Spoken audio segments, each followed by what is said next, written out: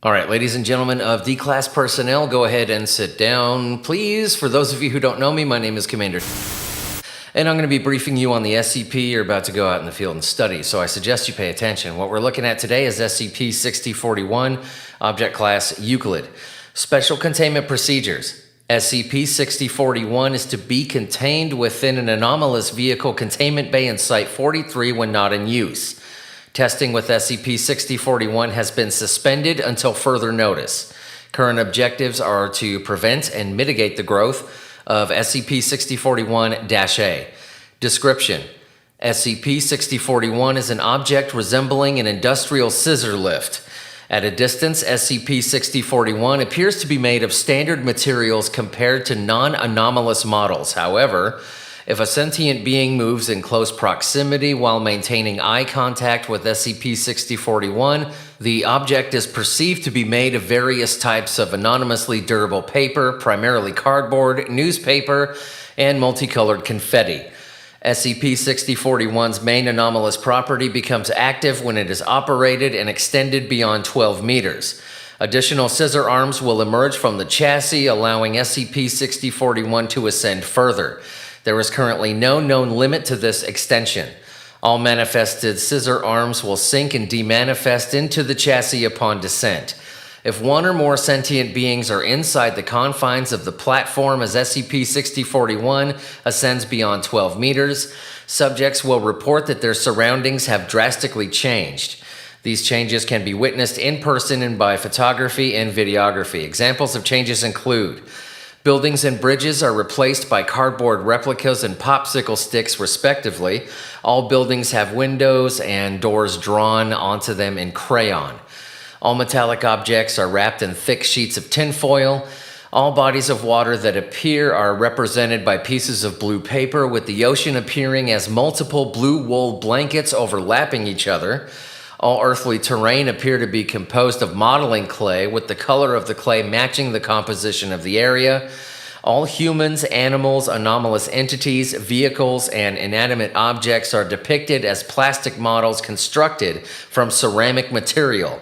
These models are the exact size of their real-life counterparts. All models, with the exception of inanimate objects, are affixed to stands. The positions and posture of these models change constantly when not directly observed. All airborne entities and objects are suspended by thin strands of string. The length of the string is undetermined, as it appears to extend indefinitely toward the sky. These changes are reversed upon complete descent. If a subject ascends without operating SCP-6041, jumping off the platform, climbing down the scissor arms, crossing over to another high-rise object, etc., the changes will remain and outside observers will witness subjects spontaneously disappearing. Subjects are capable of traversing this environment by foot while maintaining their endurance indefinitely. Subjects can only exit this environment by re-entering the platform and descending with SCP-6041. Discovery: SCP-6041 was recovered from San Juan Capistrano, California in the aftermath of a minor car collision, which resulted in the damage of 5 separate vehicles. The owner of the car who caused the collision was in the middle of explaining why he was not to blame to another individual involved in the crash before strong winds removed the tarp of the car hauler attached to his vehicle, revealing SCP-6041. After SCP-6041's perception-shifting properties became apparent to nearby civilians, the driver fled the area. Notes recovered from the vehicle claimed that the owner, Michael Ferry, designated POI 4857, was an avid fan of GOI 0267, Are We Cool Yet? POI 4857 stated that he found SCP-6041 by accident within the premises of an abandoned paper mill and had been attempting to bring the anomalous object back to his residence in hopes of integrating himself further into the anarchist community. All witnesses were amnesticized and SCP-6041 was transported to Site-43 without incident. A search priority was issued for POI 4857, but no further sightings have been reported since. Alright, this is Addendum 1, Testing. Shortly after containment, it became apparent that the visual changes experienced by subjects were in actuality SCP-6041 crossing over to a dimension parallel to our own. It was also revealed that any physical interaction in this dimension, hereby referred to as SCP-6041-1, will directly correspond to our own. -1 can be affected through physical interaction in our own dimension as well, albeit to a limited degree. A series of tests were commenced under lead researcher Jennings to test the limits of -1. Materials required: 1 water hose, 1 wooden pole, 1.5 meters, JM 498, JM 390. Test parameters: the hose will be used to create a large puddle on the ground. JM 498 and JM 390 are to operate SCP-6041 and enter -1. JM 498 is tasked with walking across the puddle. JM 390 is tasked with crawling under the puddle with the use of the pole. Result: JM 498 walks across and immediately sinks into the puddle. JM 498 flounders around for 17 seconds before swimming to the other side, physically exhausted. JM 390 reluctantly approaches the puddle. JM 390 uses the pole to lift up a small section of the puddle to his surprise. JM 390 adjusts the pole upright and crawls underneath the puddle without difficulty. JM 390 comments that the experience was enjoyable to the annoyance of JM 498. Notes: all bodies in water in -1 universally possess a greater depth than our dimension's counterparts. Observers outside of -1 noticed a section of the puddle hovering above the ground, following an unidentified mass traveling under the water before dissipating. Materials required: SCP-6041, JM 498, JM 390, 1 hedge trimmer, 1 bowling ball. Test parameters: testing is to commence far away from major population centers. JM 498 and JM 390 are to be provided with the hedge trimmer and the bowling ball. They are to operate SCP-6041, enter -1, and ascend high into the troposphere. They are to approach one of the clouds and sever the string, after which they are to tie the end of the string to the bowling ball. Result: SCP-6041 is positioned under a small cloud. JM 498 and JM 390 ascend and enter -1 as instructed. JM 498 initially approaches the string with the hedge trimmers, but suddenly presses them into JM 390's hand, citing that he has a better reach than him. JM 390 sighs and approaches the cloud and cuts the string without difficulty. The cloud slowly floats to the ground. JM 390 grabs the string and ties it around the bowling ball. Once confident it won't slip from the string, both personnel descend and exit -1. Notes: the cloud recovered was found to be tangible to solid matter and displays properties consistent with cotton. The bowling ball was found to be suspended in midair. Once removed from the string, the bowling ball's anomalous properties ceased. Attempts to reattach the cloud to the string failed. The cloud was designated an anomalous object and placed in storage. Materials required: JM 498, JM 390, 1 shovel, 1 steel block, 1 knife, various types of colored clay. Test parameters: the steel cube is to be placed near SCP-6041. JM 498 and JM 390 are to operate SCP-6041 and enter -1.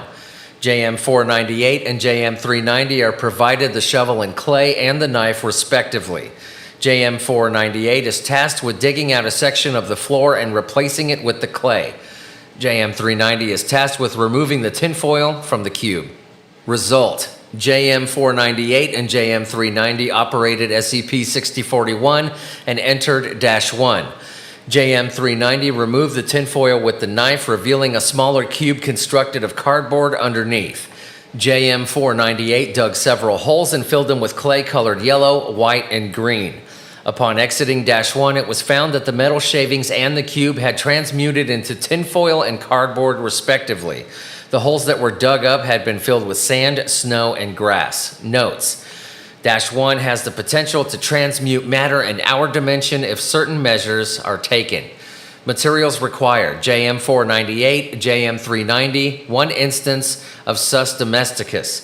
Test parameters: the pig is to be released near SCP-6041 with leftovers from the cafeteria used to keep it stationary.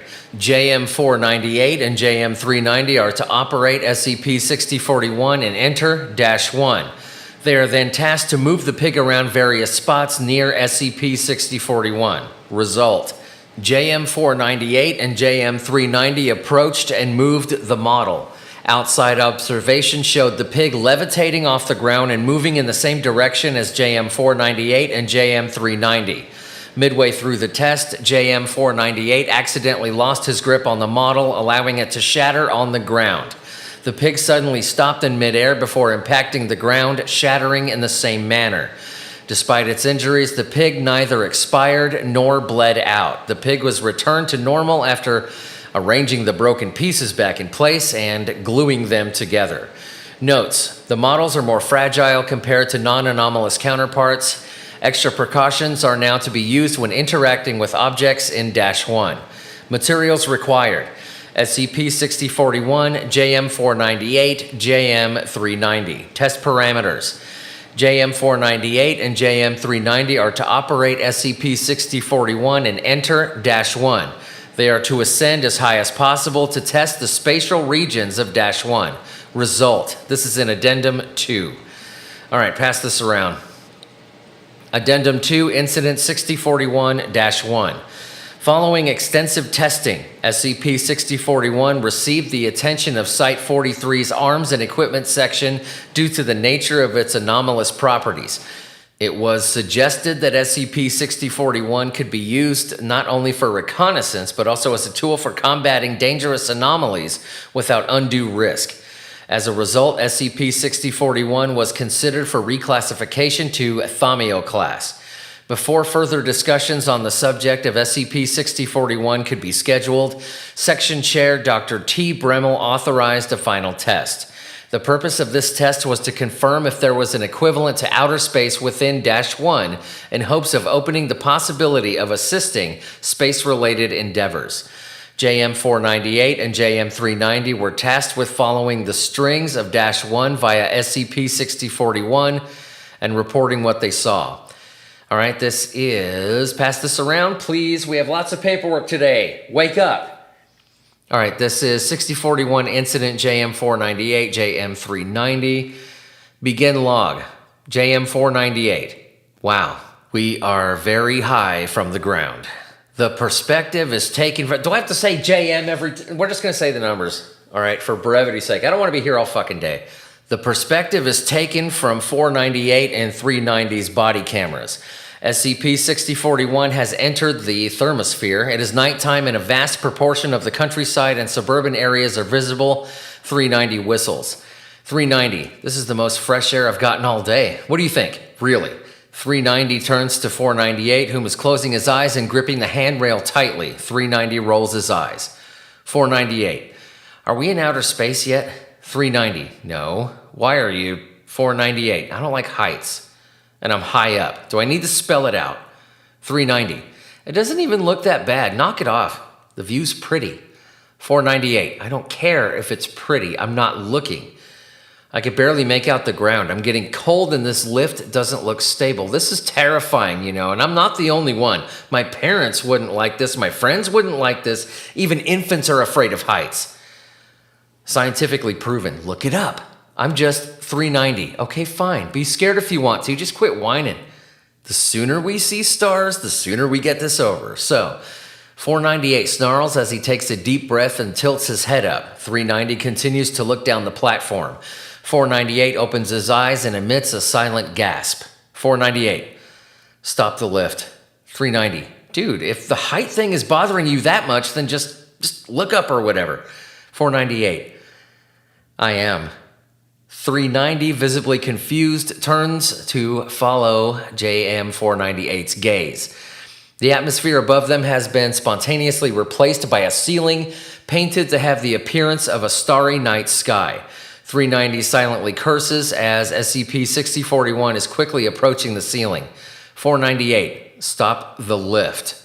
390 rushes to the controls and tries to pull on the lever. The lever is stuck. The ceiling is only a meter away from SCP-6041. 498, stop the lift. 390, I'm trying, it's stuck. 498, try harder, we're almost gonna... Oh, shit! 498 and 390 jump to the floor and press themselves close to the ground. SCP-6041 makes contact with the ceiling. The sound of glass breaking is audible as shards fall on the platform and both personnel. 390 and 498 both grab for the lever and pull on it. The combined strength frees the lever and SCP-6041 ceases ascending. The scenery past the ceiling shows the background as a multitude of black blankets covered in shining glitter. Mars is visible and is represented by a large foam ball painted in red. 498. Wow, this isn't bad. It's pretty. Beautiful even. Okay, we've seen outer space. I think we can go back now. Huh? What? 390 doesn't respond to 498 and is looking below the platform, his mouth agape. 498 hesitantly approaches the hand railing and leans over. A massive hole is situated where SCP-6041 has emerged. 498 crouches and inspects one of the shards, a piece of glass painted dark purple on one side. 390 silently curses to himself. 498. Oh, yeah. That's going to be a problem, isn't it? End log. Unfortunately, the equivalent of the sky in -1 became damaged in the process, causing our own to become affected. A section of the thermosphere and exosphere spontaneously disappeared, leaving a massive hole in the atmosphere 20 kilometers above ground, hereby designated SCP-6041-A. Several anomalous objects were found near the bottom of SCP-6041, resembling thin, gas-like shards that visually resemble the sky when observed from below. The shards were intangible in our dimension, but not in -1. As such, it was possible to collect them. While outer space can be seen within -A, no air suction has been present around the anomaly and caused no detrimental effects to the surrounding atmosphere. -A, since that was visible from the ground, containment procedures have been updated to conceal the anomaly through the use of an AHP attached to a Foundation satellite. All future tests and proposals involving SCP-6041 were postponed until the issue of -A has been resolved. Addendum 3, Escalation. 12 days after the manifestation of -A, it was found that the anomaly was slowly growing in size. This corresponded with the hole inside -1. The hole was cracking further and pieces of the ceiling were breaking off. Of greater concern was the fact that even though the damage to -A would not result in the destruction of the atmosphere, it could cause a BK-class broken masquerade scenario if not rectified. Emergency protocols were activated and significant resources were dedicated to containment and, if possible, complete termination of -A. In addition to being a spatial and dimensional anomaly, further analysis proved SCP-6041 was also an ontokinetic anomaly, as it was found to emit low levels of Humes. Lead researcher Jennings submitted a proposal. A flying drone with an attached Scranton reality anchor would approach the anomaly with 2 others capable of directed thermatological intervention following to assist. It was theorized that if SRAs were to be deployed near -A, it would dissipate or at least be negated. Contrary to expectations, the growth rate of -A increased exponentially. Lead researcher Jennings was demoted and the new position was taken by Dr. Barnes. -A eventually reached a radius of 150 meters and the AHP had extreme difficulty covering the anomaly. Reports emerged of the appearance of more shards in nearby towns. MTF RHO-43, the Home Invaders, was deployed to retrieve the shards and to anesthetize all witnesses. While the shards were recovered, MTF RHO-43 failed to fully prevent the information from leaking across civilian populations.